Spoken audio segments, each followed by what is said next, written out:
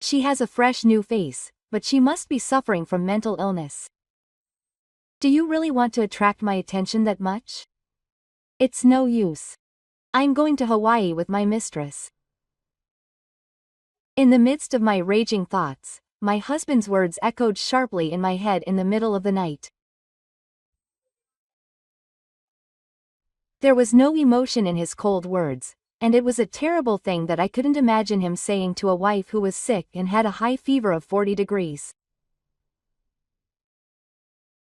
I shivered involuntarily from the coldness and the fever. I really have a fever. Please help me. I weakly pleaded and held out my hand, but my husband slapped it away. My hand shook with pain, and I couldn't resist his strength, so I collapsed to the floor. My husband, who had been looking down at me for a while, disappeared, and I was pushed into further despair. Even though I was complaining about my poor health, my husband didn't even ask if I was okay. This fact cut through my heart and tears naturally flowed from my eyes. An unbearable cry leaks out from between my clenched teeth. Since when have I been so shunned and hated? I feel as if I'm having a nightmare, as my husband's attitude is so far removed from the kind one I had when we first met. When we were dating, my husband once brought me a sports drink out of concern for me when I was bedridden with a cold. Where did he go? I was thinking this in my half-consciousness, when suddenly I felt something strange in my head and looked up. Then my husband, holding a glass in his hand, pointed the spout at me. There was a shattering sound, and ice scattered all around me. My husband was scattering ice at me. Look, this will cool your head. That will raise your fever. Right. The moment my husband said that, ice scattered everywhere, scattering in fragments. He then threw a soldier at me. A chunk of ice came flying out of the soldier's open spout and hit my head. That cold, fleeting moment made my body and mind freeze even more. Was this the end for me and my husband? The scattered ice slowly melted away, wetting my clothes and paper. The soaked-in moisture took away my body heat, and I shook my body and quietly closed my eyes. At that moment, the gears of fate that no one could have imagined began to move quietly. My name is Makoto Furukawa, a full-time housewife.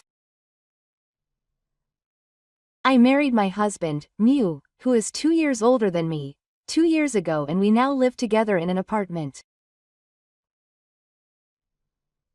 My husband runs a delivery business for self-defense and is busy working almost without a break.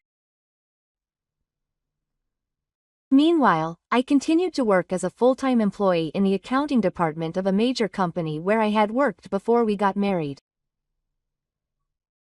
My husband asked me to quit my job to get married, but I am proud of my accounting job, which I have admired since my student days, and I have colleagues who trust me.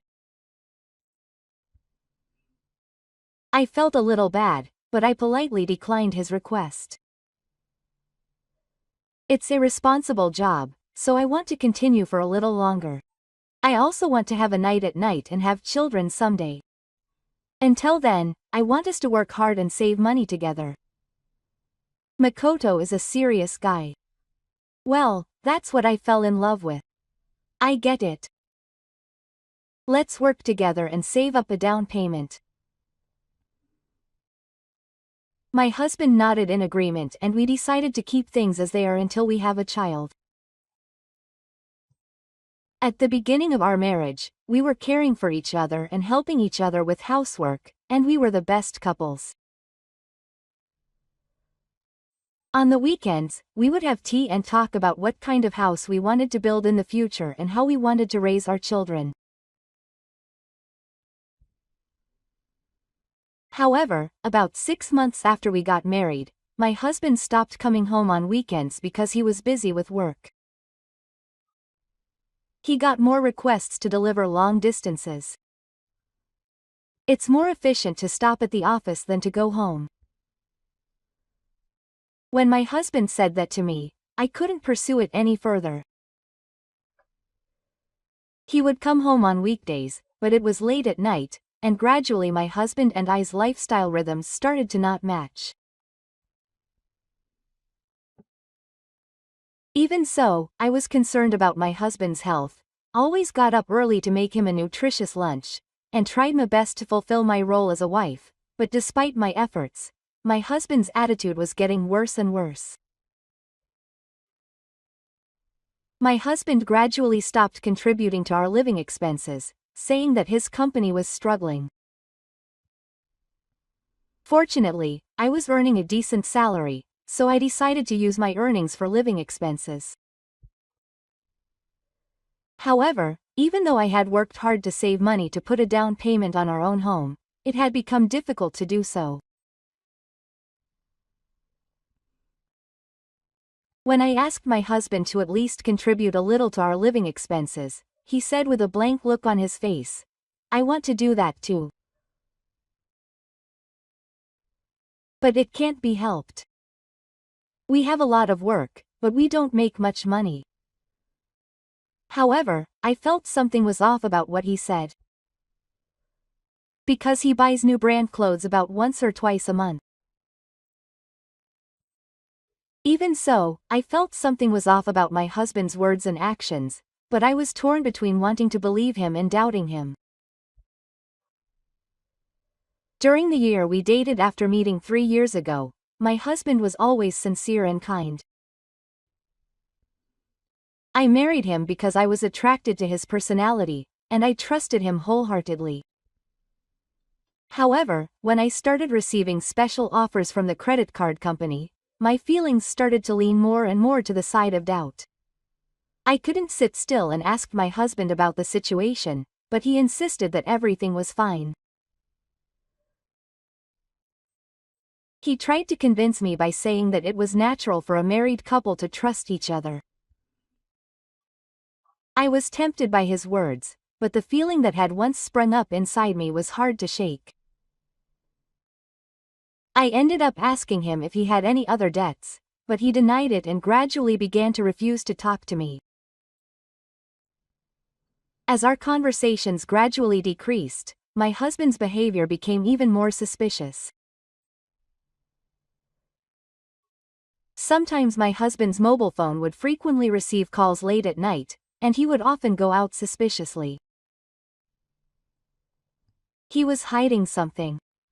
I thought that, but I couldn't find any evidence, and the days just passed by without being able to do anything. Meanwhile, I was working overtime one day, which was unusual for me, to help a colleague who was having trouble finishing his work. My colleague apologized profusely for helping me at such a late hour, but I didn't care at all. I used to come home earlier than anyone else, wait for my husband, make dinner and tidy up the house. But even if I get home today, my husband won't be there. Thinking about this, I left the office. Should I buy some food or a bento? While thinking about this, I walked through the business district and headed to the supermarket in Shiga, and I saw something I shouldn't have seen.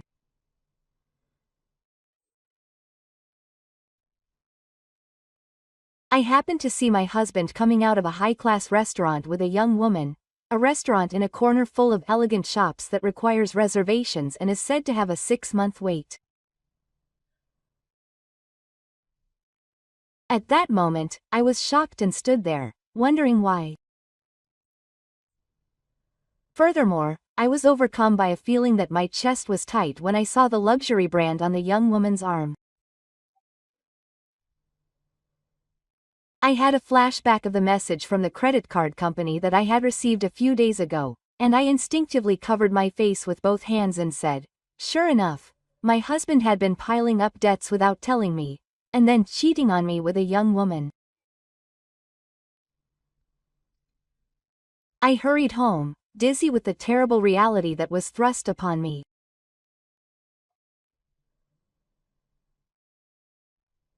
The next day, my husband seems to have come home late at night, got up as if nothing had happened, and silently ate the breakfast I had prepared for him. I asked him in a stiff voice while making coffee with trembling hands. "Hey, OMU, where did you go last night?" My husband replied briefly, "Nothing," as he drank his coffee with an annoyed look on his face.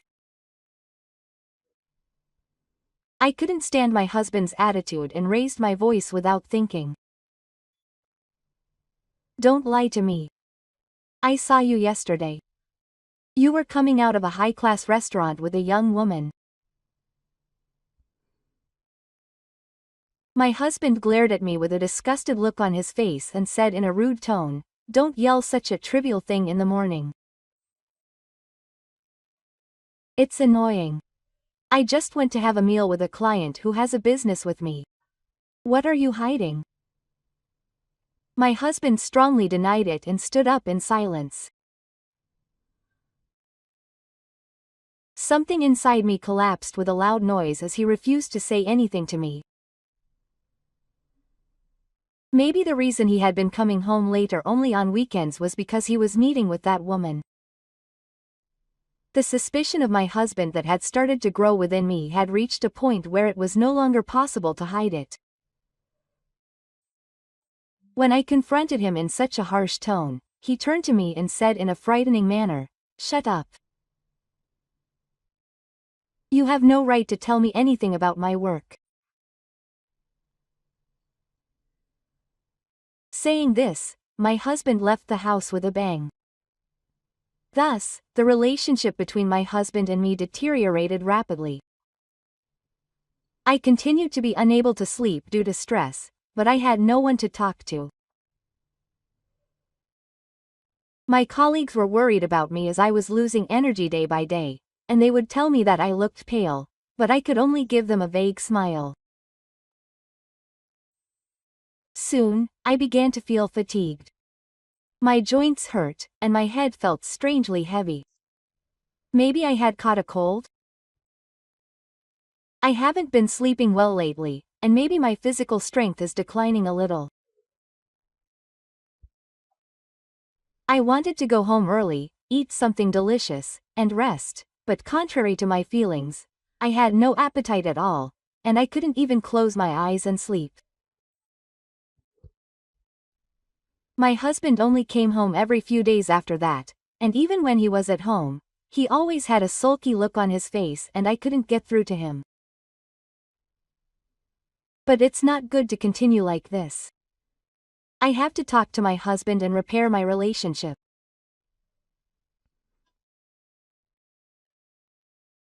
Even though I knew about my husband's terrible attitude and that he had an affair, I still had a faint hope that we could go back to being a good couple.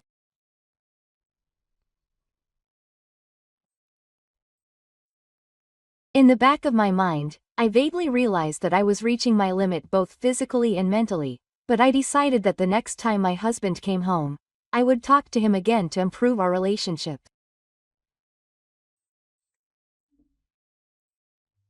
However, this hope was shattered by one of my husband's words when he returned home after a long time. He gave me a cold look and threw a piece of hair at me. "I can't do this with you anymore. Let's break up."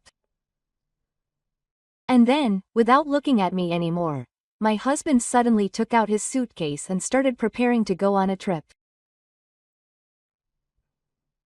I still clung to my husband and begged him to try again, not to break up. However, my husband's attitude towards me was cold. There's no point in being with you anymore. You're annoying, so don't talk to me. My husband said this coldly to me without stopping his hands. I felt a sense of despair and dread at my husband's helpless attitude. Looking down at me as I crouched down, my husband said in a mocking tone, "You've got a newspaper-like face. You must be sick. Do you really want my attention that much? But it's no use. I'm going to Hawaii with my mistress now." Quote. In the midst of my raging consciousness, my husband's words echoed sharply in my head in the middle of the night. His cruel words were so unbelievable that I could hardly imagine them being spoken to a wife who was sick and had a high fever of 41 degrees. I shook involuntarily in the crown of loneliness and fever.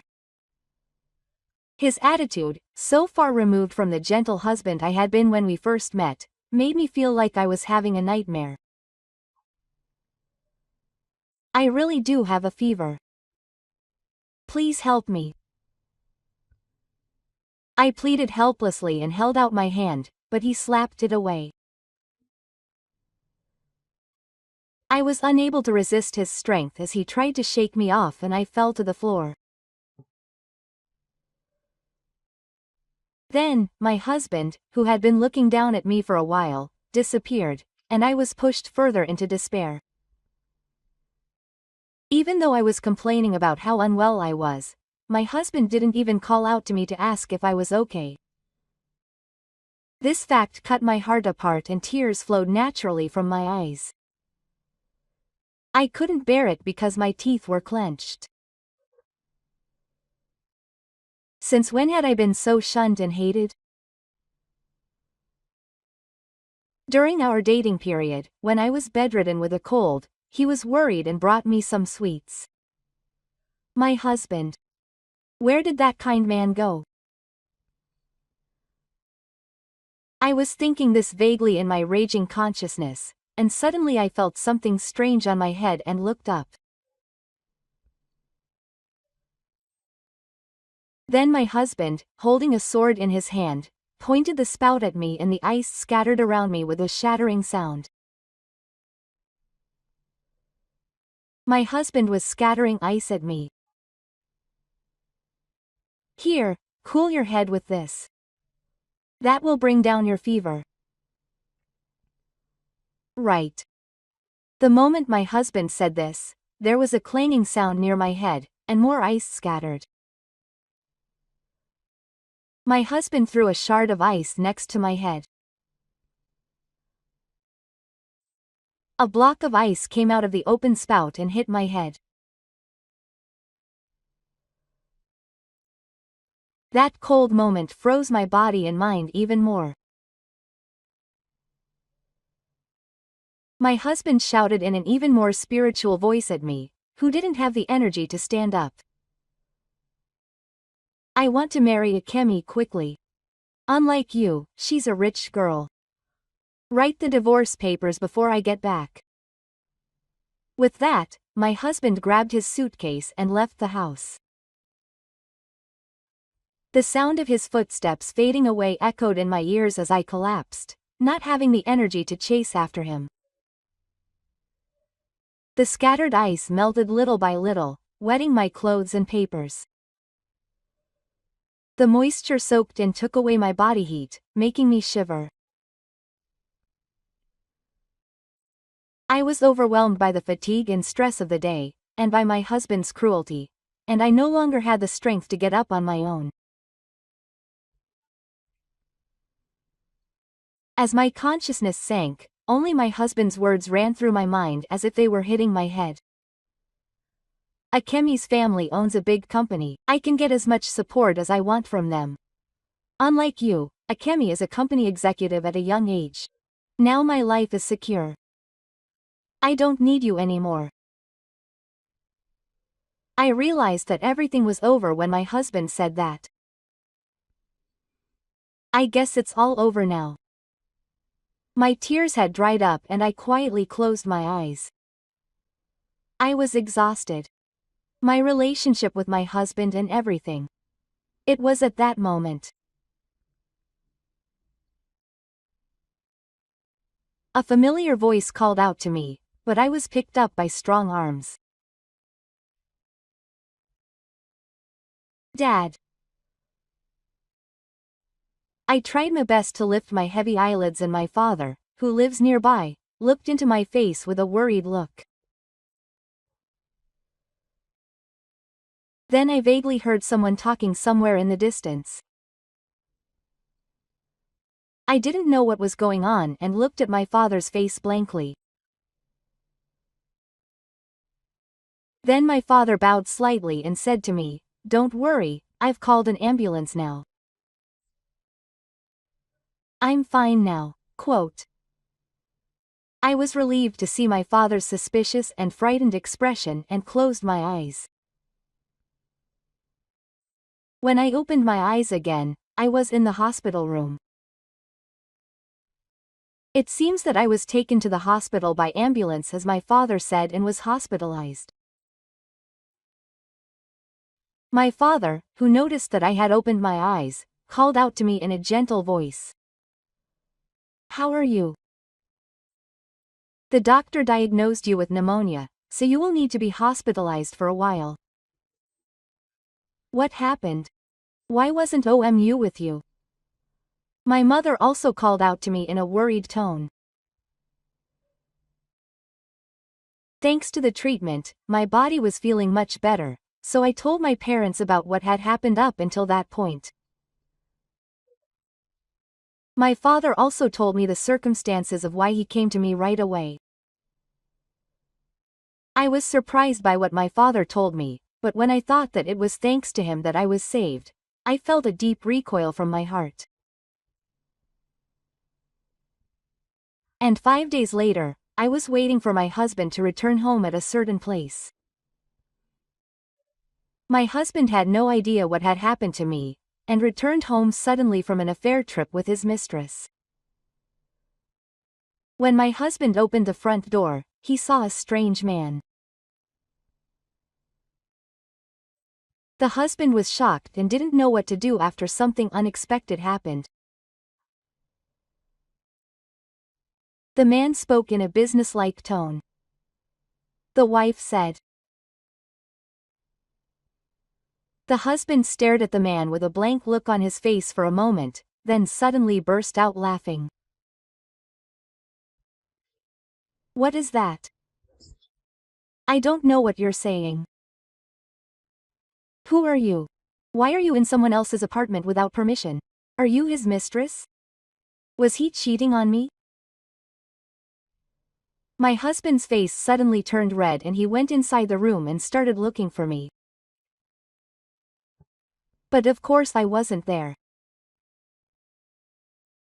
In fact, after I recovered, I didn't go back to the apartment where I lived with my husband, but went back to my parents' house. And now I was on a video call with the man and was watching some of my husband's actions with my parents. My husband was now asleep. He even looked around the bathroom and the bathroom to look for me, but of course I wasn't in the apartment, so he couldn't find me. Then, my husband's face, which had been red with anger, turned blue in an instant. I'm sure the man's words suddenly hit him with reality. My husband clung to the man and asked, "Hey, who are you? Is Makoto really gone?" Quote. The man then handed over a business card and introduced himself. "I'm Fujimura, a private detective.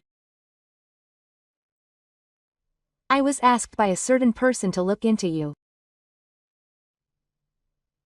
What? A detective? What the hell is that? And who's looking into me? Quote. Fujimura lowered his eyes and answered my husband's question. "I can't tell you that because it's a personal expense." "And why don't you ask her parents about Makoto?" Quote. I hung up the phone after hearing Fujimura's words. In fact, Fujimura was the one who helped me at that time. Fujimura had been in contact with my father for a while and was familiar with the neighbors. So that day, a neighbor who noticed that my husband and I were acting strangely contacted Fujimura, and Fujimura contacted my father. As I was walking around absent-mindedly, the family bell suddenly rang out. My father took the phone with a stern look on his face and said yes in a heavy voice. My father put the phone on speaker so that everyone could hear, and my husband's tearful voice rang out. Hello, Dad, I'm sorry. There's a man who's saying strange things about Makoto being gone, is that true? My father then replied in a voice that seemed to crawl to the depths of the earth. What's this now? It's too late now.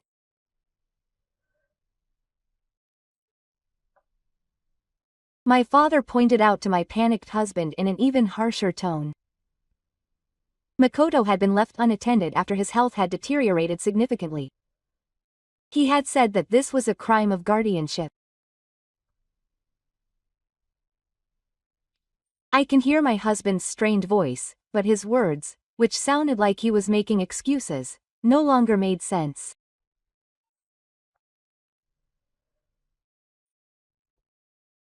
Then my father continued, as if to add insult to injury, you left our precious daughter behind and did something irreparable.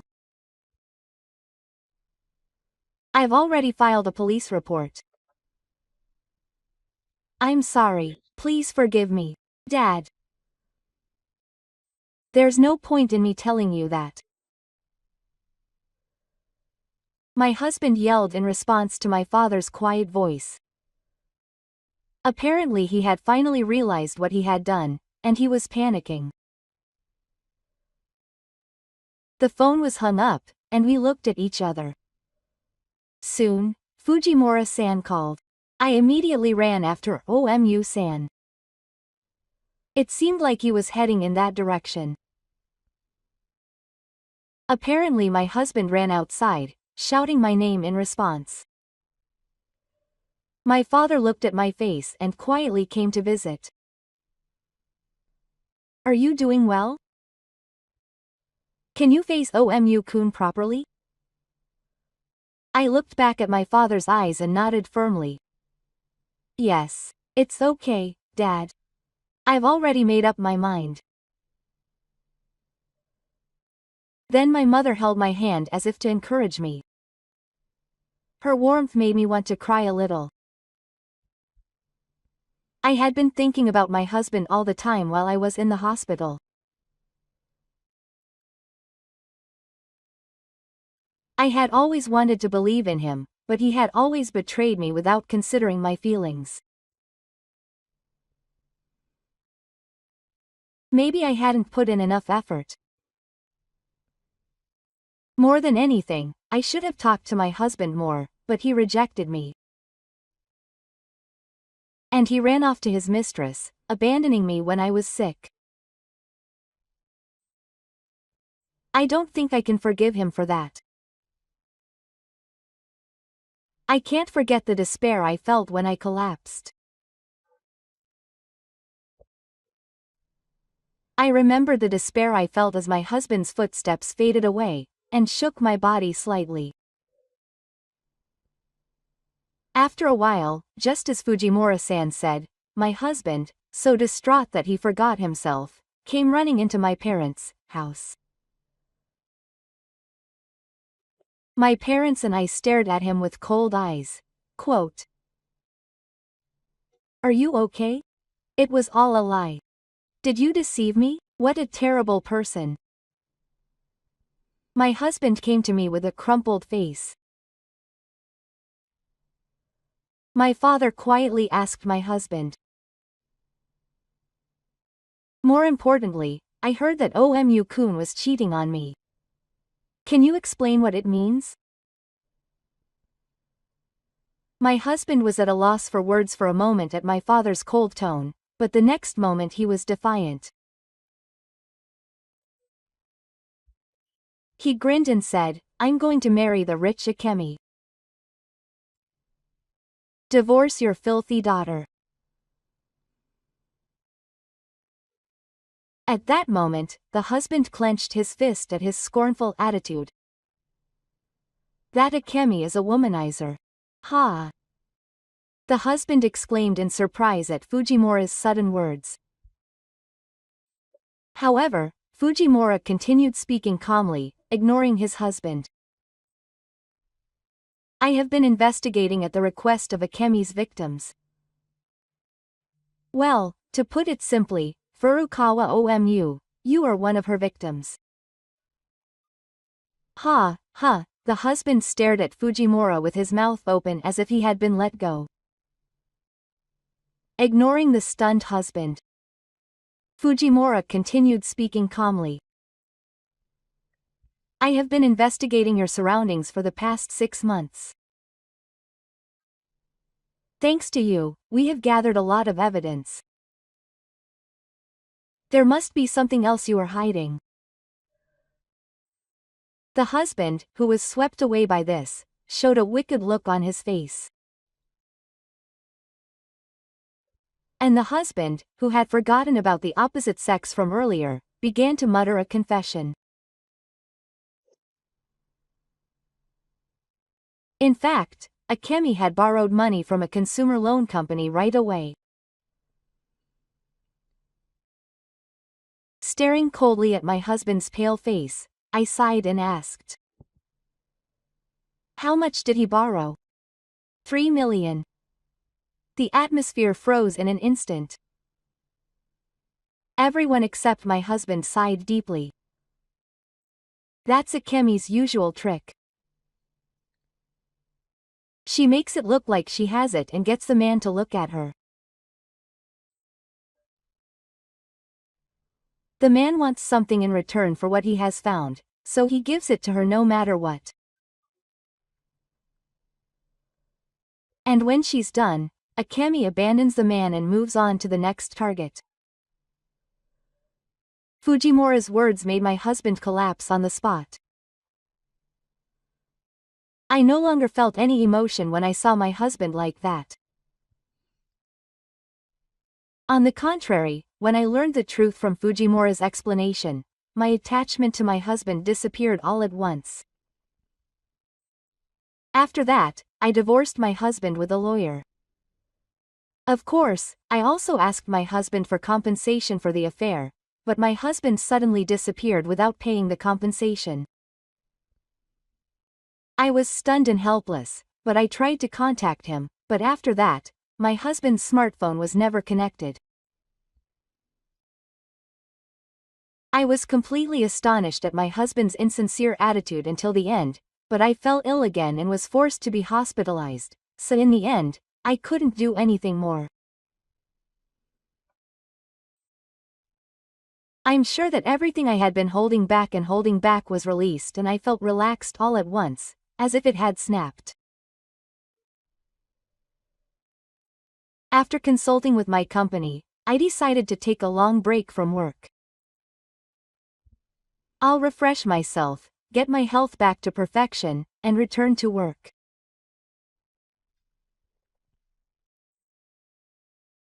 I had a lot of time to think while I was in the hospital, and I remembered the 3 years I spent with my ex-husband, and when I think back, I always thought about my husband and put myself on the back burner during those 3 years.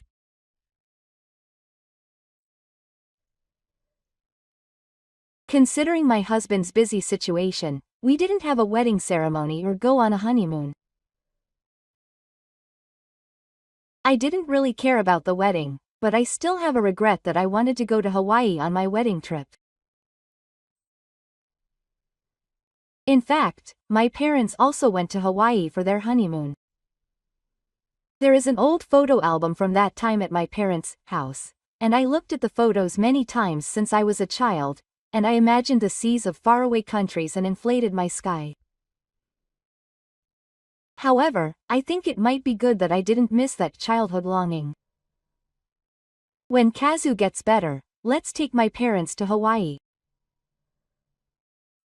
When I suggested to my mother that I think about it without any hesitation, she laughed and said, yes. I'm very happy about Makoto's feelings, but my father and I are old and very tired.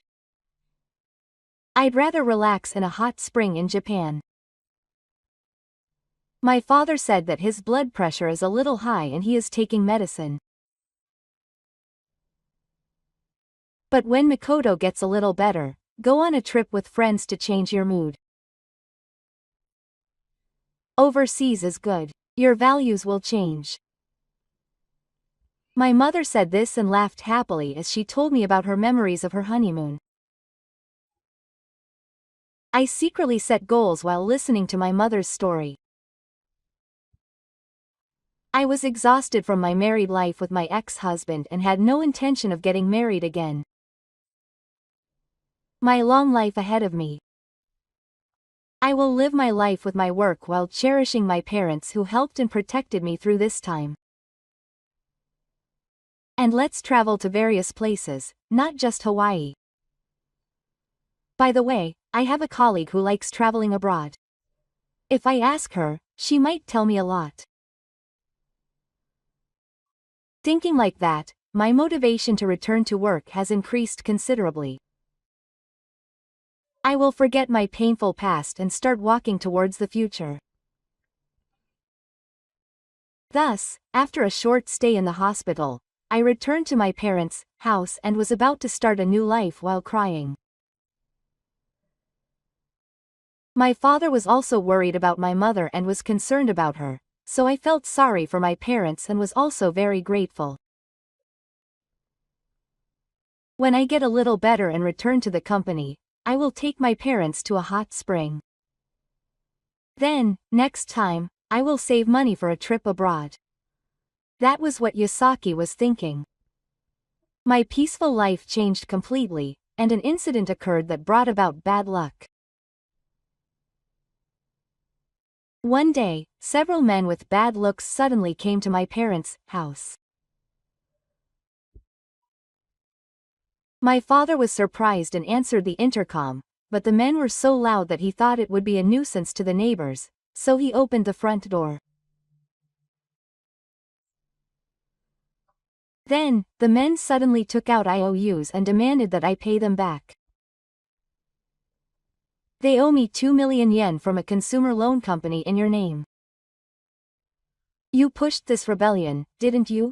Your husband said it, so I'm sure. I looked up when I heard that. It's true that when we got married, we created a new name with the surname Furukawa. I thought we wouldn't use it that much, so I made it a little more distinctive. When I looked at the documents the men presented to me, I saw that they were indeed rebelling in the same way. So, did my ex-husband take my name without permission and take out an additional loan in my name? And it was 2 million yen. My parents and I were surprised and confused by the sudden turn of events. However, despite our confusion, the men kept demanding that we pay the money. If you underestimate us, you'll regret it. Just give the money back without making excuses. My father was making a lot of noise, but he flatly refused, saying that he had no reason to pay a debt he didn't remember. For the time being, I managed to get him to go home that day, but they came to my parents' house every 2 days after that and demanded repayment. The men's visits were necessary and difficult to ignore. I thought about paying 2 million yen from my savings, but I couldn't do it because it would be a waste of all the hard work I've put in. My father also told me not to give him the money, so I somehow managed to hold on. I'll consult with a lawyer I know. But while I was saying that, I got a call from my company in the middle of the night. It was a call with a very shocking message. I got a strange call from my company today, and they said that you were in debt. Is that true?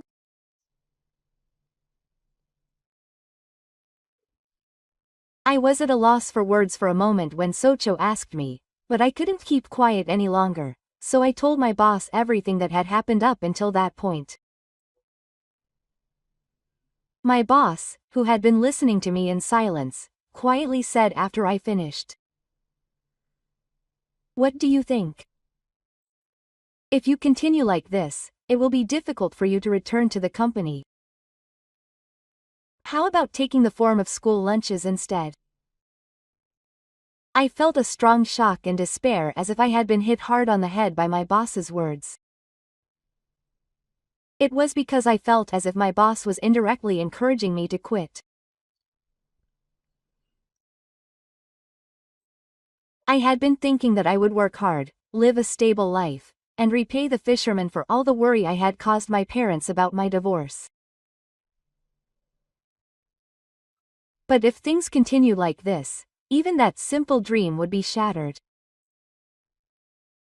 I was so shocked that I couldn't reply, and my boss gently told me as I remained silent,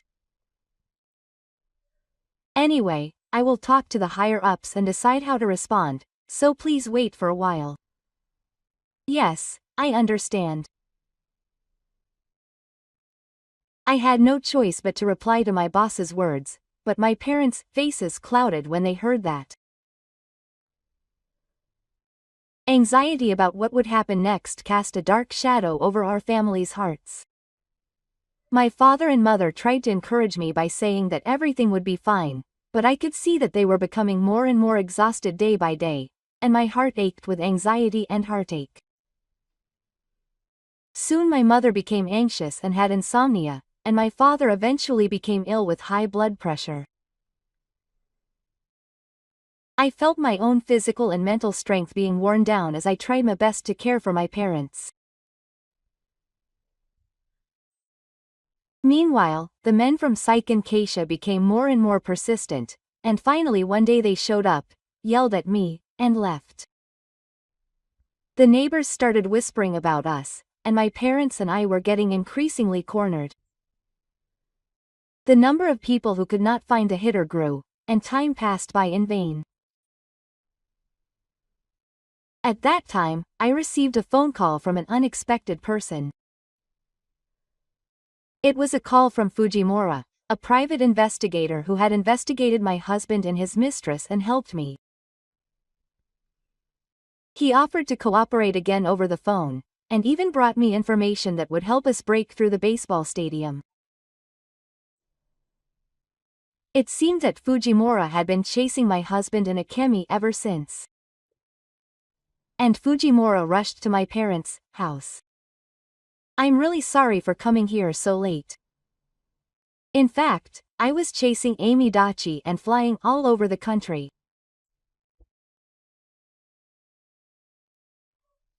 As a result, Fujimura found out something outrageous, and it seems that the men who are now storming into my house are actually just pretending to be for the reconstruction and recovery, but in reality they are part of a group of people who are scamming marriages.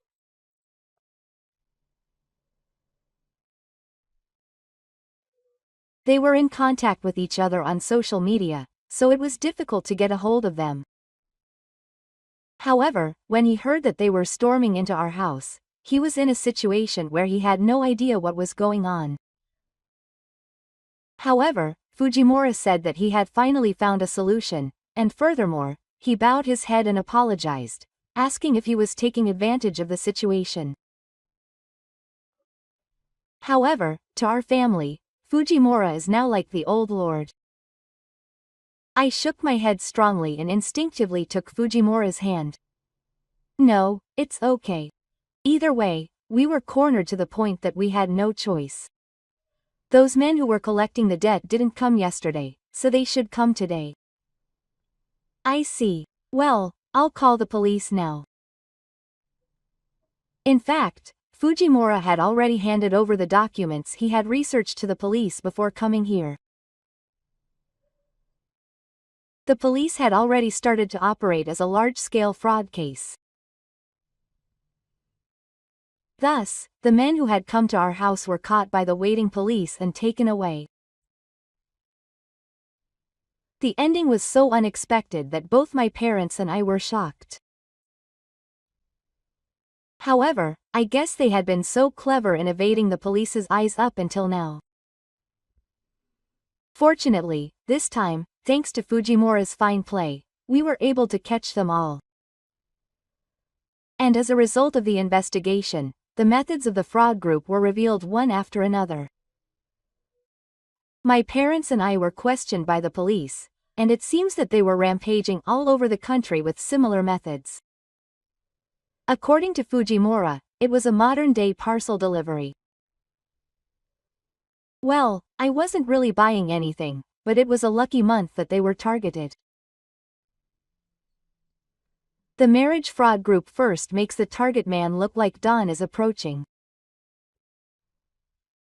Then, after squeezing as much money as they can out of him, they take the target man into their circle. By that time, the man is so deeply in debt that it's not easy to escape. Then, the man's family and relatives. They even make his friends borrow money. Then, they predict the relicensing company and threaten them to extort money. The horrifying methods of the marriage fraud group that came to light horrified my parents. And our family was truly grateful to Fujimura for rescuing us from that horrible situation. In the end, all the members of the fraud group were arrested, and my debt that was illegally contracted was deemed invalid. It's all thanks to Fujimura. Thank you so much. When I expressed my heartfelt thanks, Fujimura-san said this in a light tone without losing his respectable attitude. No, this is also a job. And finally, Fujimura-san told me about the current situation of her ex-husband. Apparently, her ex-husband had fled to the countryside with Akemi, but even there, he was forced to help Akemi and was made to help with the fraud. According to Fujimura-san, her ex-husband became a drug addict to repay his debts, and was then taken by Akemi.